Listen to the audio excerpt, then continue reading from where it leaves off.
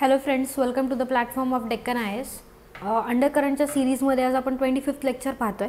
तर जसं आपल्याला माहिती आहे की अंडर करंटच्या ज्या सिरीज आहेत त्याच्यामध्ये आपण GS3चा जो पेपर आहे ज्याच्यामध्ये जो डिस्क्रिप्टिव्ह पेपर, तर त्याच्यामध्ये आपण एन्व्हायरमेंट, बायोडायव्हर्सिटी आणि सायन्स अँड टेक्नॉलॉजी किंवा टेक्नॉलॉजीचा जो पार्ट आहे त्याच्यावरती आपण काय करत असतो, करंट अफेअर्समधले जे काही टॉपिक्स आहेत त्याच्यावरती इथे आपण ब्रीफ डिस्कशन करत असतो. तर आजचा जो काही आपला टॉपिक आहे तो एन्व्हायरमेंटशी रिलेटेड आहे किंवा क्लायमेट चेंज किंवा आपण त्याच्यासाठी काय स्टेप्स घेतो याच्याशी, that is sustainable developmental goals. आणि सस्टेनेबल डेव्हलपमेंटल गोल जो 13th आहे, ठीक आहे, तर त्याच्यामध्ये इंडियाने चांगला प्रोग्रेस केलेला आहे. तर त्याच्यामध्ये राज्यसभेमध्ये जे काही अधिवेशन होते तर त्याच्यामध्ये रिटर्न आन्सर दिलं गेलं होतं. जे काही प्रोग्रेस इंडियानी सस्टेनेबल डेव्हलपमेंटल गोल्स आहे त्याच्यामध्ये जो 13th गोल आहे, ठीक आहे, दॅट इज क्लायमेट ॲक्शन. तर क्लायमेट ॲक्शनमध्ये इंडियानी काय काय स्टेप्स घेतलेला आहे, त्याचा प्रोग्रेस कसा आहे, काय आहे, तर याच्याबद्दल या टॉपिकमध्ये आपण पाहणार आहोत. तर त्याच्या आधी पाहूया की सस्टेनेबल डेव्हलपमेंटल गोल्स म्हणजे काय. तर आपल्याला माहिती आहे की आधी मिलेनियम डेव्हलपमेंटल गोल्स होते, तर त्याला रिप्लेस करून किंवा त्याच्या जागी आपण काय केलेलं आहे, सस्टेनेबल डेव्हलपमेंटल गोल्स आणलेले आहेत. आणि त्याचं जे टार्गेट आहे ते 2030पर्यंत आपल्याला कंप्लीट करायचं आहे किंवा जे अचीव म्हणजे आपल्याला 2030पर्यंत काय करायचं आहे, त्यांना अचीव करायचे आहेत. तर सस्टेनेबल डेव्हलपमेंटल गोल्स त्यांनाच ग्लोबल गोल्स असं म्हणतात, ठीक आहे, ग्लोबल गोल्स. तर we adopted by United Nations in 2015. तर 2015मध्ये जे मिलेनियम डेव्हलपमेंटल गोल्स होते त्याच्या जागी आपण काय केलेलं आहे, ते सस्टेनेबल डेव्हलपमेंटल गोल्स होते त्यांना आपण इथे अडॉप्ट केलेलं आहे. As universal call for action to end poverty, protect the planet and ensure that by 2030 all people enjoy peace and prosperity. तर peace and prosperity enjoy everybody is equal and everybody should enjoy peace and prosperity by 2030. आणि end poverty म्हणजे जे poverty आहे त्याला इथे end करायचं आहे. त्यानंतर प्रोटेक्ट द प्लॅनेट. तर प्लॅनेट प्रोटेक्शन साठी आपण काय केलं पाहिजे किंवा काय इनिशिएटिव्स घेतले पाहिजे. तर इथे त्याच्यासाठी जे स्टेप्स घेत आहेत तर त्याच्यामध्ये इंडिया काय प्रोग्रेस केली आहे तर हे याच्यामध्ये सांगितलेलं आहे. तर हे सस्टेनेबल डेव्हलपमेंटल गोल्स आहेत जे 17 गोल्स आहेत आणि 169 टार्गेट्स आहेत या गोल्सच्या अंडर, ठीक आहे. तर हे आधी आपण 1-2 मिनटात हे जे काही 17 गोल्स आहेत किंवा 17 गोल्स आहेत त्यांना एक क्विक रिवाइज करूया. तर याच्यामध्ये फर्स्ट आहे to end poverty in every forms everywhere. म्हणजे सगळीकडेच सगळ्याच फॉर्ममध्ये किंवा सगळ्याच रूपामध्ये जे काही दारिद्र्य आहे तर ते आपल्याला काय करायचं इथे संपवायचं आहे. त्यानंतर end hunger to achieve food security आणि improve nutrition and promote sustainable agriculture. तर इथे ॲग्रिकल्चरशी निगडीत जो सेकंड गोल आहे तो that is sustainable agriculture promote करायचं आहे, जेणेकरून की फूड सिक्युरिटी आपल्याला काय करायची आहे, अचीव करायची आहे, ठीक आहे. त्यानंतर थर्ड आहे to ensure healthy lives and promote well-being for all stages. तर हेल्दी लाईफ म्हणजे एक हेल्थ जो की इम्पॉर्टंट फॅक्टर आहे तर तो अचीव करायचा आहे and all stages of life, ठीक आहे, म्हणजे प्रत्येक स्टेजवरती प्रत्येक एज जे आहे त्याच्या स्टेजेसवरती आपल्याला हे अचीव करायचं आहे. To ensure inclusive and equitable quality education and promote life long learning opportunities for all. तर इक्वॅलिटी आणि एज्युकेशन जे आहे, ठीक आहे, तर इथे एज्युकेशन दॅट इज इक्वेटेबल आणि क्वालिटी एज्युकेशन प्रत्येकाला इथे काय केलं जावं, प्रोव्हाइड केलं जावं. याच्यासाठी आपल्याला काय करायचं इथे हे सस्टेनेबल डेव्हलपमेंट गोल्स जे टार्गेट आहेत ते अचीव करायचे आहेत. त्यानंतर फिफ्थ आहे achieve gender equality and empower all women. That is gender equality म्हणजे मेल ॲज वेल ॲज फिमेल, तर यांच्यामध्ये काहीही एक गॅप नसावा. That is gender equality. आणि जे वुमेन्स आहेत त्यांना काय करायचं आहे, वुमेन आणि गर्ल्सला एम्पॉवर करायचं आहे, ठीक आहे. तर आपण बघतो की वुमेन एम्पॉवरमेंटच्या खूप साऱ्या स्कीम्स आपण न्यूजमध्ये सतत ऐकत असतो, ठीक आहे. त्यानंतर ensure availability of sustainable management of water and sanitation for all. तर सॅनिटेशन, हायजीन, ठीक आहे, या ज्या काही विषय आहेत तर त्याच्यावरती हा 6th जो काही आपला सस्टेनेबल डेव्हलपमेंट गोल आहे तर तो इथे डील करतो, ज्याच्यामध्ये की सस्टेनेबल मॅनेजमेंट ऑफ वॉटर आणि सॅनिटेशन फॉर ऑल, ठीक आहे. तर सॅनिटेशन, हायजीन, सेल्फ केअर ज्याला आपण म्हणतो, तर हे सगळं आत्ता पॅन्डेमिकनंतर खूपच जास्त फोकसमध्ये आलेलं आहे, ठीक आहे. त्यानंतर ensure access to affordable, reliable, sustainable and modern energy for all, ठीक आहे. तर आपल्या काही लेक्चर्समध्ये आपण पाहिलं असेल की एनर्जीवरती इंडियाने काय केलेलं आहे, काही टार्गेट्स ठेवलेले आहेत आणि 2030पर्यंत ते टार्गेट्स पण काय करायचे आहेत आपल्याला अचीव करायचे, जे की मोस्टली रिन्युएबल एनर्जीचे आहेत. ठीक आहे, तर सस्टेनेबल आणि रिलायबल एनर्जी जी आहे ते आपल्याला इथे जे काही प्लॅन आहे तो इथे अडॉप्ट करायचा आहे. To promote sustained, inclusive and sustainable economic growth, full and productive employment and decent work for all. तर एम्प्लॉयमेंट आपल्याला माहिती आहे की अनएम्प्लॉयमेंट एक खूप मोठा इंडियामध्ये खूप मोठा प्रॉब्लेम आहे. तर एम्प्लॉयमेंट जी आहे ती सगळ्यांसाठी सस्टेनेबल एम्प्लॉयमेंट इथे आपल्याला काय करायची, अचीव करायची आहे. त्यानंतर build resilient infrastructure to promote inclusive and sustainable industrialisation and foster innovation. तर इनोव्हेशनला आपल्याला इथे प्रमोट करायचं आहे. त्यानंतर जे काही इन्फ्रास्ट्रक्चर आहे त्याला आपण काय करायचं आहे, एका सस्टेनेबल वेनी प्रमोट करायचं आहे. प्लस जे इन्फ्रास्ट्रक्चर आपण जे बिल्ड करणार आहोत ते रेझिलियंट असावं. ठीक आहे, that is to build a resilient infrastructure. त्यानंतर 10th गोल आहे की to reduce inequalities among and within the countries. म्हणजे इनइक्वॅलिटी जी असमानता आहे ती कंट्रीच्या म्हणजे स्वतः एका देशामध्ये आणि त्या देशाचं कंपॅरिझन इतर देशांसोबत केलं तर इथे असमानता नसावी, असे काही गोल्स इथे किंवा असे काही टार्गेट्स आहेत जे आपल्याला अचीव करायचे आहेत.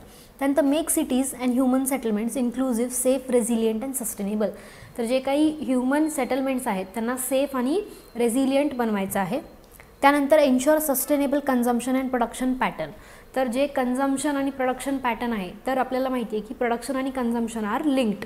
तर कन्झ्युमरिझम किंवा आपण जे बिहेवियर म्हणतो कन्झ्युमरचं, तर ते कुठेतरी रिस्पॉन्सिबल बिहेवियर आपल्याला इथे करायचं आहे. तर त्यासाठी कन्झम्पशन आणि जे प्रोडक्शन पॅटर्न आहे याच्याकडे लक्ष देण्याची गरज आहे.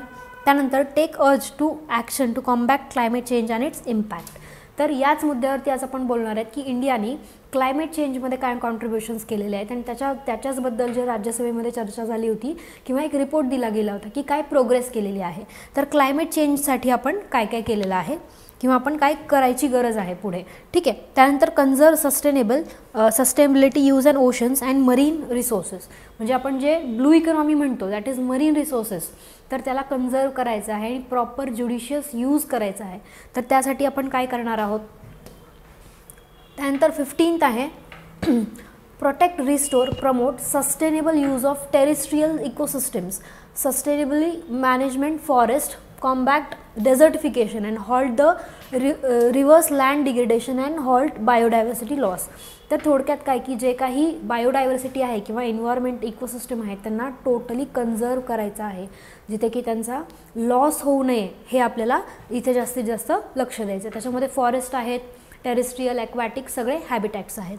ठीक आहे, त्यानंतर promote peaceful and inclusive society for sustainable development, provide access to justice for all the build activities, accountable and inclusive institutions.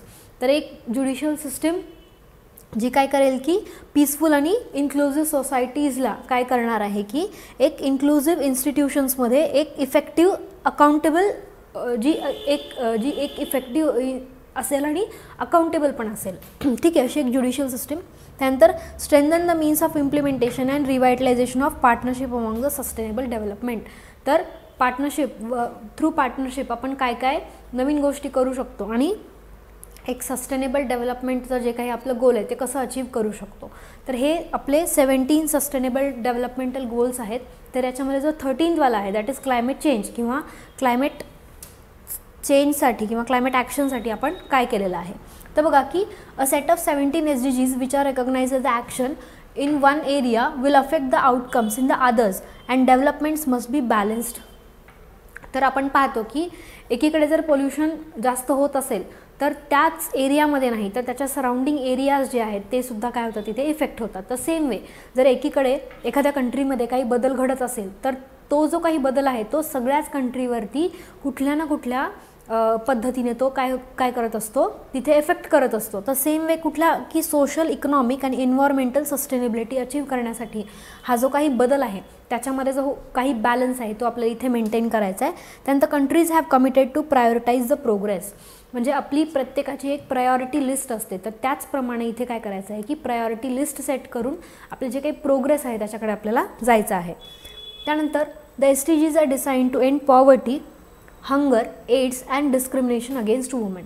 तर SDGsचं फर्स्ट किंवा आपण त्याला म्हणतो की प्रायोरिटाईज केलेला मोटो काय आहे, दॅट इज पॉवर्टी, म्हणजे दारिद्र्य जे आहे ते, हंगर, ठीक आहे, आणि एड्स जो काही डिसीज आहे, आणि डिस्क्रिमिनेशन अगेन्स्ट वुमेन, म्हणजे वुमेन एम्पॉवरमेंटकडे काय करायचं आहे, जास्तीत जास्त लक्ष द्यायचं आहे. त्यानंतर India made significant efforts in achieving the goal of 13th that is SDG in particular. तर 13th SDG जे आहे दॅट इज सस्टेनेबल डेव्हलपमेंटल गोल आहे, तिथे इंडियाने काय केलं आहे, पर्टिक्युलरली खूप जास्त काम केलेलं आहे.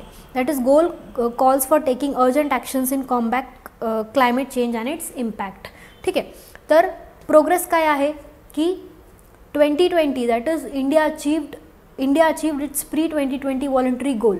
तर आपण व्हॉलंटरीली ते गोल्स डिक्लेअर केले होते. तर त्याच्यामध्ये despite having no binding obligations under the United Nations Framework Convention on Climate Change in 2019. तर इथे काही बाइंडिंग ऑब्लिगेशन्स नव्हते, आणि आपल्याला माहिती आहे की जोपर्यंत बाइंडिंग ऑब्लिगेशन्स नसतात तोपर्यंत इथे स्वतःहून कोणतीच कंट्री काम करत नाही. पण आपण काय केलेलं आहे, व्हॉलंटरीली आपण इथे काय केलं आहे की काम केलं आहे, आणि त्याचा रिपोर्टसुद्धा आपण काय केलेला आहे, इथे दिलेला आहे.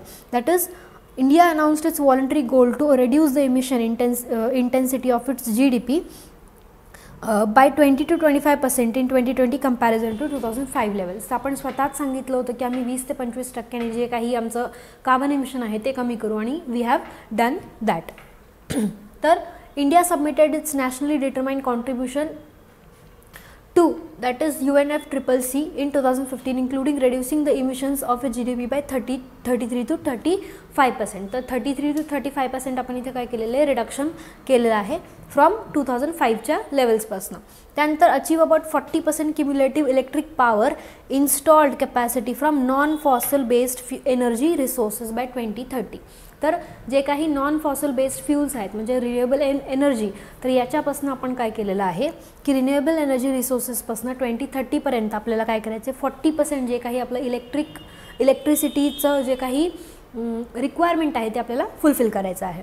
त्यानंतर with the help of transfer of technology at low cost international finance including from green climate fund. तर आपण क्लायमेट फंडबद्दल पाहिलं आहे की असाच ग्रीन क्लायमेट फंड काय करायचं इथे इन्व्हॉल्व करून आपल्याला जे काही टेक्नॉलॉजी आहे त्याचा वापर करून लो कॉस्टमध्ये हे सगळं कसं करता येईल हे पाहिलं, आणि आपण त्याचे रिपोर्टसुद्धा काय केले आहेत, UNFCCCकडे सबमिट केलेले आहेत, आणि that too we have done it voluntarily. ठीक आहे. त्यानंतर create and additional carbon sink of 2.5 to 3 billion tons of carbon dioxide. तर कार्बन सिंक्स तयार केले जेणेकरून की जो काही एक्सेस कार्बन डायऑक्साईड आपण रिलीज करतो तर त्याचे आपण काय करतो, त्याला सिक्वेस्ट्रेशन, कार्बन सिक्वेस्ट्रेशनच्या मेथडनी आपण इथे सिंक्स तयार केलेले आहेत. त्यानंतर equivalent through additional forest and tree cover by 2030. तर आपल्याला माहिती आहे की जे काही फॉरेस्ट आहेत ते काय करतात की एक कार्बन डायऑक्साईड ॲब्झॉर्ब करण्याचं एक खूप मोठं दॅट इज अ गुड आपण म्हणतो की रेड्यूस करण्यासाठी, कार्बन डायऑक्साईड रेड्यूस करण्यासाठी हे खूप छान माध्यम आहे. तर त्याचा आपण काय केलं आहे, फॉरेस्ट एरिया जो आहे किंवा ट्री कवर जो आहे तर 2030पर्यंत आपल्याला काय करायचं आहे, इन्क्रीज करायचं आहे. त्यानंतर अदर टार्गेट्स कुठले आहेत किंवा हे जे टार्गेट्स आहेत तर आपण दुसऱ्या कुठल्या टार्गेट्सवरती काम करणार आहे जेणेकरून की 2030पर्यंत जे काही राहिलेले टार्गेट्स आहेत ते कंप्लीट करू. तर त्याच्यामध्ये आहे सस्टेनेबल लाईफस्टाईल, म्हणजे लाईफस्टाईल, त्याच्यामध्ये कन्झ्युमर आणि प्रोडक्शन ह्या दोन्हीचा जो काही बॅलन्स आहे तो राखला जावा. त्याच्यानंतर क्लायमेट फ्रेंडली ग्रोईंग पाथ्स. ठीक आहे. त्यानंतर क्लायमेट चेंज ॲडॅप्टेशन. त्यानंतर क्लायमेट फायनान्स आपण पाहिलं होतं की जो काही फंड आहे जो public, private and non private ऑर्गनायझेशन्सकडनं किंवा दॅट इज आपण म्हणतो NGOजकडनं जो काही फंड आहे तो आपण काय करतो आहे, इथे क्लायमेटच्या ज्या काही गोष्टी किंवा क्लायमेटसाठी जे काही इथे इन्व्हेस्टमेंट्स लागणार आहे तर त्याच्यामध्ये आपण तो वळवतो आहे. त्याच्यानंतर टेक्नॉलॉजी अँड कॅपॅसिटी बिल्डिंग. तर आपल्याला माहिती आहे की कुठलीही नवीन गोष्ट करायची असेल तर टेक्नॉलॉजीचं एव्होल्युशन इज व्हेरी इम्पॉर्टंट. तर अशा गोष्टीमध्ये आपण टेक्नॉलॉजी आणि त्याच्यासाठी काय लागणाऱ्या गोष्टी आहेत तर त्याच्यासाठी आपण कॅपॅसिटी बिल्डिंग करणार आहोत. त्यानंतर its recent initiative for combating climate change include its goal to achieve net zero emission by 2070. तर आपण COP26मध्ये सांगितलं की आम्ही जे काय आहे ते 2070पर्यंत नेट झिरो इमिशन जे आहे ते आम्ही इथे अचीव्ह करू. आणि initiatives for green energy transition. तर ग्रीन एनर्जी आपण पाहिलं, ग्रीन टेक्नॉलॉजी. ठीक आहे, म्हणजे जी काही रिन्युएबल एनर्जीचे सोर्सेस आहेत तर त्याचा आम्ही जास्तीत जास्त वापर करू. त्यानंतर that is national action plan for climate change. तर इथे सांगितलेलं आहे की which provides overarching policy framework for all climate actions including mitigation and adaptation. तर ही जी काही that is national action plan for climate change आहे, तर इथे काय केलेलं आहे, मिटिगेशन प्रोव्हाइड केलेलं आहे, क्लायमेट आणि ॲडॅप्टेशन्स प्रोव्हाइड केलेले आहेत. त्यानंतर 8 कोर मिशन्स आहेत ज्याच्यावरती की हे काम करतात. तर ते मिशन्स कुठले आहेत, that is solar energy, enhanced energy efficiency, sustainable habitat, water, त्यानंतर सस्टेनेबल हिमालयन इकोसिस्टम. ठीक आहे, इकोसिस्टम आपल्याला माहिती आहे की इकोसिस्टम सगळ्यात जास्त याच्यामुळे डिस्टर्ब होतात. तर हिमालयन जे इकोसिस्टम आहे त्याच्यावरती आपण स्पेसिफिकली काम करतो आहे. त्यानंतर strategic knowledge for climate change. ठीक आहे, तर नॉलेज जितकं आहे तितकं त्याचा व्यवस्थित वापर करून आपण काय करतो, एक स्ट्रॅटेजी तयार करतो आहे जेणे की आपण क्लायमेट चेंजसाठी आणखीन काय प्रोग्रेस करू शकतो. त्यानंतर सस्टेनेबल ॲग्रिकल्चर आणि ग्रीन इंडिया. तर फायनल एम आहे आपलं ग्रीन इंडियाचा आणि त्याच्यामध्ये सस्टेनेबल ॲग्रिकल्चरसुद्धा आहे, जे की आपल्याला आपण पाहिलं की जो SDG 2 होता दॅट इज एंड हंगर. ठीक आहे, म्हणजे हंगर आपल्याला एंड करायचं आहे, त्याच्यासाठी फूड सिक्युरिटी वाढवायची आहे. तर त्याच्यासाठी काय की सस्टेनेबल ॲग्रिकल्चरसाठी आपण काय केलं पाहिजे, ते जास्तीत जास्त लक्ष दिलं पाहिजे किंवा प्रमोट केलं पाहिजे. त्यानंतर जे आत्ता घेतलेलं इनिशिएटिव्ह आहे त्याच्यामध्ये काय की 33 स्टेट्स आणि काही युनियन टेरिटरीज आहेत ज्यांनी काय केलेलं आहे, prepared a state national action plan for climate change and supported through the national adaptation fund for climate change. तर NAFCC that is national adaptation fund for climate change यांनी support करून त्यांना काय केलेलं आहे, 33 स्टेट्स आणि काही युनियन टेरिटरीजला स्वतःचा एक प्लॅन बनवलेला आहे, जे की सांगतात की जो plan that is state action plan for climate change and it is supported by NAFCC. ठीक आहे, तर हे काही इनिशिएटिव्ज आहेत इंडियाने घेतलेले आणि जो काही रिपोर्ट होता तर याच्यामध्ये हे डिटेल्स दिले गेले होते. तर it was about the sustainable developmental goals, जे की सतत न्यूजमध्ये असतात. आणि याच्यावरती जर तुम्ही पाहिलं असेल की इकॉनॉमिक्सच्या सेक्टरमध्ये किंवा एन्व्हायरमेंटच्या सेक्टरमध्ये जे आहेत ते MPSC प्रिलिम्सला खूप सारे प्रश्न विचारलेले आहेत. ठीक आहे, तर हे आपलं 25th लेक्चर होतं. या लेक्चरमध्ये इथेच थांबतो आहे. असंच नवीन लेक्चर घेऊन पुन्हा भेटू. Till then thank you.